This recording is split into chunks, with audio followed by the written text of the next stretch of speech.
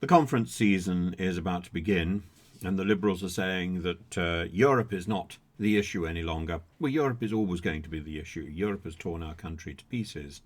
And whether we think that that Brexit was a good thing or a bad thing, the Brexit deal, which we've got in place, was appalling, or is appalling, and is unworkable.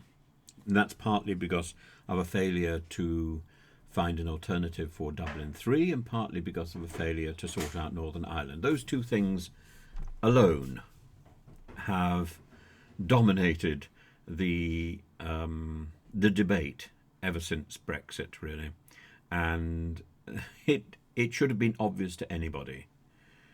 And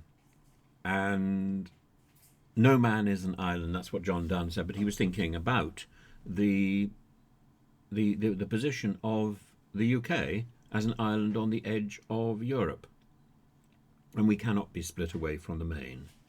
Our relationship with Europe is geographically defined. Our relationship with Europe can also be politically defined and economically defined. And at the moment, we are playing stupid games because we haven't had the right negotiations, the right discussions. No, I think we have to accept that Brexit has taken place. I don't think we can go back on that. I think we also have to accept that the Brexit that we've got is a disaster. And that doesn't make me a Ramona, I believe. It makes me a realist. And what we must now do is make sure that whether we want Brexit, whether we don't want Brexit, doesn't make any difference. We need to ensure that our relationship with Europe is as positive as it can possibly be. Which means we need to stop whinging about getting a better deal and renegotiating. That is over. And I'm afraid that conversation is one that the Labour Party is very keen to reignite. That relationship and that discussion is over. The only discussions that must take place are discussions on a broader stage about migration and about, for example, the 1951 Refugee Convention. That's something that is bigger than Europe. It's bigger than Britain. And if we recognise that and lead the way, then it's not that we're trying to give Europe back migrants and take a selection of migrants that Europe chooses to offer us. It's that we are, as independent countries, all rethinking this migrant issue. I think that's the only credible and grown-up way to approach the problem. Now, I very much doubt that's something that the Liberal Democrats can lever in. I don't think that it's something that Labour at the moment wishes to discuss. Labour at the moment wishes to discuss anything that the Conservatives are not doing. The Conservatives, meanwhile, are desperate for one of their plans to actually work. Well, they won't work. Because Suella Braverman's plans are predicated on perversity, on nastiness, on bad dreams, on a nightmare. A nightmare.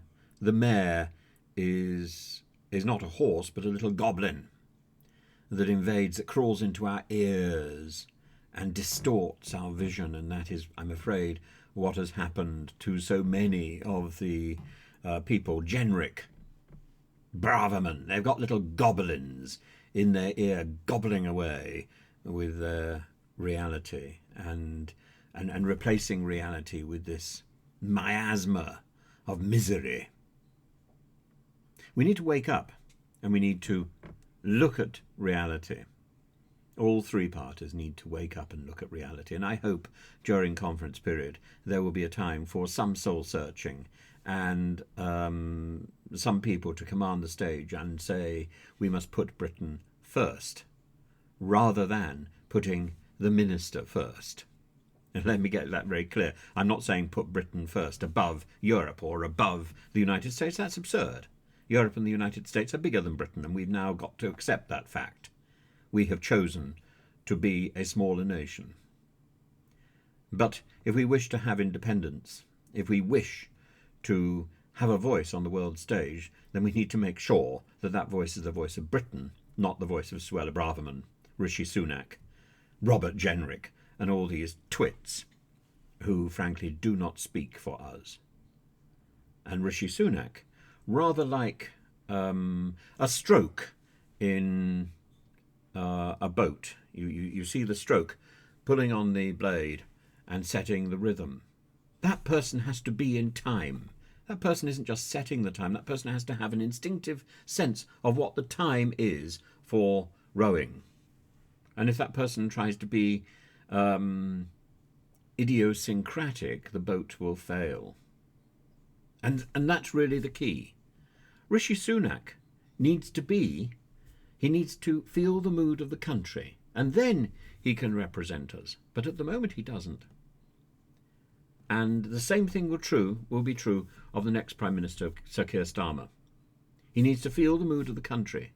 And the mood of the country, he needs to go beyond feeling the resentment towards the current drinks cabinet. He needs to feel the mood of the country. And the mood of the country is that the things we consider important need to work. That's the first thing. The NHS needs to work. It doesn't matter how it works, it needs to work. That means obliterating a lot of the bureaucracy, which is failing. That means focusing on the things we do well. And that means doing more of the things we do well and less of the things we do badly. The things we do badly can be done by other people. And that, frankly, is the benefit of migration. You knew I'd get it in.